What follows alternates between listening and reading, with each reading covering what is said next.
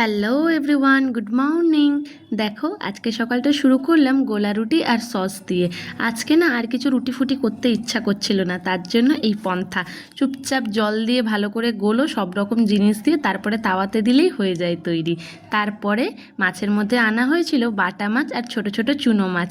তো মাছগুলোকে ভালোভাবে ধুয়ে নুন হলুদ মাখিয়ে রেখে দিলাম। তো আজকে রান্না করেছিলাম একটু নিম পাতা দিয়ে বেগুন ভেজেছিলাম।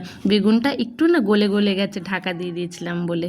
আর চুনো মাছগুলো দিয়ে আলু দিয়ে একটু মাখা মাখা ঝাল মতন করেছিলাম সর্ষে পাউডার দিয়ে।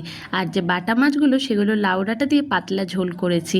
এই 2-3 দিন ধরে যা গরম পড়ছে, তারপরে বিকালে ভাই ফুচকা এনেছিল, একটু ফুচকা খেয়ে নিয়েছিলাম। ফুচকা এত ঝাল আর কি বলবো। তারপর শুনে নাও আমাদের বাজনা।